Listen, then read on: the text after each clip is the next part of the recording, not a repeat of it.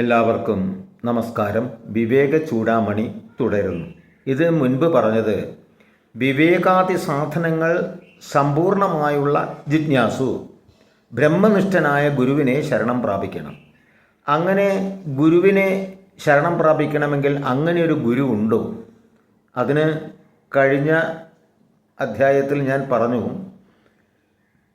ഗ്രന്ഥങ്ങൾ വായിക്കുക, എന്നതിന് ശേഷം സാക്ഷാൽ ഭഗവാനെ തന്നെ ഗുരുവായി സ്വീകരിച്ചുകൊണ്ട് ഗുരുർ ബ്രഹ്മ ഗുരുർ വിഷ്ണു ഗുരുർ ദേവോ മഹേശ്വര എന്ന ശ്ലോകം നമ്മൾ മനസ്സിൽ സങ്കല്പിക്കുക.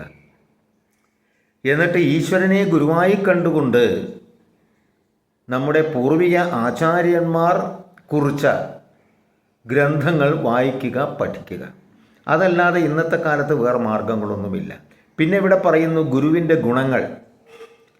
ശ്രോത്രിയോ അവൃജിനോ അകാമഹതയോ ബ്രഹ്മവിത്തമഹ ബ്രഹ്മണ്യുപരത ശാന്തോ നിരിന്ധന വിവാനലഹ അഹേതുകതയാ സിന്ധുർബന്ധുരാനമതാം സതാം. ഉപനിഷത്തുക്കൾ അധ്യയനം ചെയ്തവനും നിഷ്പാപനും അസ്പൃഷ്ടകാമനും ബ്രഹ്മത്തിൽ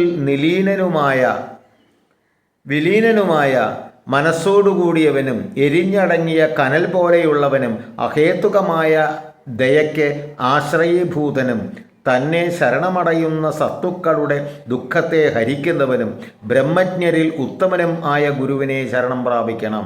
അങ്ങനൊരു ഗുരു കിട്ടാൻ വളരെ വിഷമമാണ്.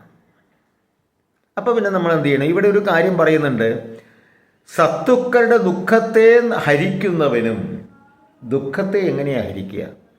നമുക്ക് ദുഃഖം 3 തരത്തിലാണ്. ഒന്ന് ആധി ദുഃഖം, ആധി ആത്മികം, ആധി ഭൗതികം, ആധി ദൈവികം. 3 തരത്തിലാണ് ദുഃഖങ്ങളുണ്ടാവും. ആധി ആത്മികം എന്ന് പറഞ്ഞാൽ അവനവൻ നിമിത്തം തന്നെ നമുക്ക് ദുഃഖങ്ങളുണ്ടാകുക. എൻ്റെ പ്രവർത്തന പരിചയക്കേട് കൊണ്ടോ അല്ലെങ്കിൽ എൻ്റെ അവിവേകം കൊണ്ടോ എനിക്ക് വല്ല നഷ്ടവും ദുഃഖവും സംഭവിച്ചാൽ അത് ആധി ആത്മികമാണ്. ഇപ്പം നമ്മുടെ സമൂഹത്തിൽ ധാരാളം പേരങ്ങനെ കാണാം.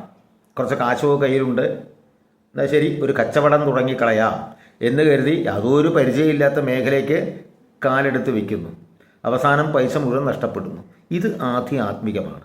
അതേപോലെ ഒരു ബൈക്കിൽ സഞ്ചരിക്കുന്നു, അതിസ്പീഡിൽ സഞ്ചരിക്കുന്നു, ഹെൽമറ്റ് വെച്ചിട്ടില്ല, യാതൊരു ശ്രദ്ധയുമില്ലാതെ ആ വാഹനത്തെ അങ്ങ് മറികടക്കാം എന്ന് ഉദ്ദേശിച്ചുകൊണ്ട് പോകുന്നു. ഇതിലെവിടെയെങ്കിലും അപകടം പറ്റുന്നു. ഇത് ആധി ആത്മികമാണ്. കാരണം അതിന് ദൈവവിധിയാണ് എന്നൊന്നും പറഞ്ഞിട്ട് കാര്യമില്ല. കാരണം ശ്രദ്ധ. വാഹനം ഓടിക്കണമെങ്കിൽ ചില നിയമങ്ങളുണ്ട്. ആ നിയമങ്ങൾ പാലിച്ചുകൊണ്ട് വേണം, ശ്രദ്ധയോടുകൂടി വേണം വാഹനം ഓടിക്കാൻ. ഇതും ആധി ആത്മികമാണ്. എന്നാൽ ഈ ആധി ആത്മികവും ആധിഭൗതികം എന്ന് പറഞ്ഞാൽ മറ്റുള്ളവരിൽ നിന്ന് ഉപദ്രവം ഏൽക്കുന്നു. ഇപ്പോൾ നായ കടിക്കുക, പാമ്പ് കടിക്കുക, അതേമാതിരി മറ്റുള്ളവർ വെറുതെ നമ്മളെ ഉപദ്രവിക്കാൻ വരിക, ഇതൊക്കെ ആധിഭൗതികമാണ്. പിന്നെ ഉള്ളത് ആധിദൈവികം. ആധിദൈവികം എന്ന് പറഞ്ഞു കഴിഞ്ഞിട്ടുണ്ടെങ്കിൽ ഇപ്പോൾ ഇടിമിന്നലേറ്റ് മരിക്കുക, വെള്ളപ്പൊക്കം ഉണ്ടാകുക, ഭൂചലനം ഉണ്ടാകുക, ഇതൊന്നും നമ്മുടെ നിയന്ത്രണത്തിൽപ്പെട്ടതല്ല. അപ്പോൾ ഇത്തരത്തിലുള്ള 3 ദുഃഖങ്ങളാണ് നമുക്കുള്ളത്. ഈ 3 ദുഃഖങ്ങളും നമുക്ക് അനുഭവിക്കാൻ വിധി ഉണ്ടാകണമെങ്കിൽ ആ വിധി പൂർവജന്മാർജിതമാണ്. എല്ലാവരും ഇടിമിന്നലേറ്റ് മരിക്കുന്നില്ല, എല്ലാവരും പ്രളയത്തിൽപ്പെടുന്നില്ല, എല്ലാവരും ഭൂമി കുലുക്കത്തിൽപ്പെടുന്നില്ല. അങ്ങനെ പെടുന്നുണ്ടെങ്കിൽ അതിന് അവർക്കുള്ള യോഗം മുൻ ജന്മ കർമ്മ ഫലമാണ്. അതേപോലെ തന്നെയാണ് ആദി ഭൗതികം. പാമ്പുകൾ എല്ലാ സ്ഥലത്തും ഉണ്ട്, അല്ലേ? ചിലരെ മാത്രമേ കടിക്കുന്നുള്ളൂ. ശ്വാക്കൾ, അതായത് നായ്ക്കൾ, എല്ലാ സ്ഥലങ്ങളും ഉണ്ട്. ചില ആൾക്കാർക്ക് മാത്രമേ അത് കടിക്കുന്നുള്ളൂ. അതേമാതിരി തന്നെ ആധി ആത്മികത്തിൽ നോക്കുകയാണെങ്കിൽ എല്ലാവരും പല പ്രശ്നങ്ങളിലും ഏർപ്പെടുന്നു, പലതും വിജയിക്കുന്നു, അല്ലേ? അപ്പോൾ ഇത് വിജയിക്കാനും പരാജയപ്പെടാനും ഒക്കെ കാരണം മുൻ ജന്മ കർമ്മ ഫലമാണ്. ഇത് പറഞ്ഞു കൊടുക്കുക. ഇതാണ്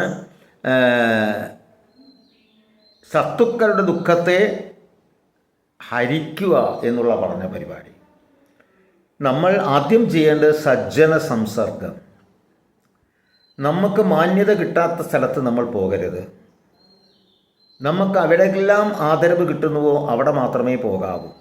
നമ്മളെ ആക്ഷേപിക്കുന്നവരും പരിഹസിക്കുന്നവരുമായ ജനങ്ങളുമായിട്ട് സമ്പർക്കം പാടില്ല. നമ്മളെ മനസ്സിലാക്കുന്നവരും അല്ലെങ്കിൽ സജ്ജനങ്ങൾ ഈശ്വര ഭക്തന്മാരുമായിട്ടുള്ള ജനങ്ങളുമായിട്ട് മാത്രമേ നമുക്ക് ബന്ധം പാടുള്ളൂ. അങ്ങനെയായിക്കഴിഞ്ഞാൽ നമുക്ക് നമ്മുടേതായ ഒരു ലോകം സൃഷ്ടിക്കാം. ഇവിടെ ഇപ്പോൾ ലോകത്ത് 700 കോടി ജനങ്ങളുണ്ടെങ്കിൽ 700 കോടി സ്വഭാവമാണ്, 700 കോടി രൂപമാണ്, 700 കോടി വിധിയാണ്, 700 കോടി ഗന്ധമാണ്. ഗന്ധം പോലും 700 കോടിയാണ്. അങ്ങനെയാണെങ്കിൽ 700 കോടി ലോകവും ഉണ്ട്. നമ്മുടെ ലോകം നമ്മൾ സൃഷ്ടിക്കണം. സന്തോഷത്തിൻ്റെ ലോകം നമ്മൾ സൃഷ്ടിക്കണം.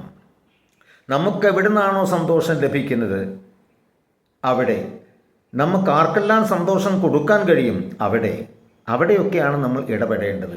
അങ്ങനെ നമുക്ക് നമ്മുടേതായ ഒരു ലോകം സൃഷ്ടിച്ചു കഴിഞ്ഞാൽ ലോകം വളരെ സുന്ദരമാണ്. ആവശ്യമില്ലാത്ത കാര്യത്തിൽ ഇടപെടാതിരിക്കുക. ഇത് തലയിൽ ചുമന്ന് നടക്കരുത് ആവശ്യമില്ലാത്ത കാര്യങ്ങൾ. ഇപ്പോൾ ഇതിന് ഉദാഹരണം ഈ സർ ആർതർ കോനൻ ഡോയലിൻ്റെ ഒരു നോവലുണ്ട്, ഷെർലോക്ക് ഹോംസ്. കഥകളുമുണ്ട്, നോവലായിട്ടുമുണ്ട്. അപ്പോൾ അതിലൊരിക്കൽ ഈ ഷെർലോക്ക് ഹോംസ് പറയുന്ന കുറ്റാന്വേഷണ വിദഗ്ധൻ, അദ്ദേഹത്തിൻ്റെ കൂടെ റൂമിൽ താമസിക്കുന്ന ഒരു ഫ്രഞ്ച് ഡോക്ടറുണ്ട്, ഡോക്ടർ വാട്സൺ. അപ്പം അദ്ദേഹത്തോട് ചോദിക്കുന്നുണ്ട്, ആകർഷണശക്തി ആരാണ് കണ്ടുപിടിച്ചത്? എനിക്കറിയില്ല എന്ന് പറയും. സർ ഐസക് ന്യൂട്ടനാണ് കണ്ടുപിടിച്ചത്, താങ്കൾക്കറിയില്ലേ? അപ്പോൾ ഇദ്ദേഹം മറുപടി പറയുന്നുണ്ട്, എൻ്റെ ജോലി കുറ്റാന്വേഷണമാണ്. ഭൂമിക്ക് ആകർഷണശക്തി ഉണ്ട് എന്ന വിവരം മാത്രം മതി എനിക്ക്. അതാര് കണ്ടുപിടിച്ചു എന്നുള്ളത് എന്നെ ബാധിക്കുന്ന പ്രശ്നമല്ല. ഇനിയിപ്പോൾ താങ്കൾ കണ്ടുപിടിച്ചതാണ് എന്ന് പറഞ്ഞാലും എനിക്കത് പ്രശ്നമല്ല. ആവശ്യമില്ലാത്ത കാര്യങ്ങൾ ഞാൻ തലയിൽ ചുമന്ന് നടക്കാറില്ല. എത്ര അർത്ഥവത്തായൊരു വാക്കാണെന്ന് ആലോചിച്ച് നോക്കൂ. അദ്ദേഹത്തിൻ്റെ തൊഴിൽ കുറ്റാന്വേഷണമാണ്. അതിൽ ഭൂമിക്ക് ആകർഷണ ശക്തിയുണ്ട് എന്നുള്ള വിവരം അറിയണം. പക്ഷേ അത് ആര് കണ്ടുപിടിച്ചു എന്നുള്ള വിഷയം തന്നെയല്ല. അതേസമയത്ത് ഒരു കോളേജ് പ്രൊഫസറാണെന്നൊക്കെ ഇതൊക്കെ ആവശ്യമുണ്ട്. പക്ഷേ ഇദ്ദേഹത്തിന് എന്ന് പറഞ്ഞ മാതിരി നമ്മുടെ സ്ഥിതി മനസ്സിലാക്കി ആ സ്ഥിതിക്ക് ആവശ്യമുള്ള കാര്യം മാത്രം നമ്മൾ ശ്രദ്ധിക്കുക. ഈ ലോകത്ത് പല കാര്യങ്ങളും നടക്കും, അതൊന്നും നമ്മളെ ബാധിക്കുന്ന പ്രശ്നങ്ങളല്ല. നമ്മളെ ബാധിക്കില്ല എന്ന് പറഞ്ഞാൽ ബാധിക്കില്ല, അത്ര തന്നെ. ഇതൊക്കെ എന്നെ ബാധിക്കുമെന്ന് പറഞ്ഞുകൊണ്ടിരിക്കുകയാണെന്നുവെച്ചെങ്കിൽ നമുക്ക് സ്വസ്ഥതയും സമാധാനവും ഉണ്ടാവില്ല, അല്ലേ? ഇപ്പോൾ ഇവിടെ ഇലക്ഷൻ നടന്നു, ഭരണം മാറി, ഇനി എന്താവും? എന്തിന് ചിന്തിക്കുന്നു? നമ്മൾ ജനിച്ച അവിടെ നിന്ന് ഇങ്ങോട്ട് നോക്കുക, എത്രയോ ഗവൺമെൻറ്റുകൾ മാറി വന്നു. നമുക്കെന്താ പറ്റിയത്? ഒന്നും പറ്റിയിട്ടില്ല. നമ്മളുടെ ജീവിതം മുന്നോട്ട് പോയിക്കൊണ്ടേയിരിക്കുന്നു. അപ്പം ആര് ഭരിച്ചു എന്നുള്ള വിഷയം തന്നെയല്ല.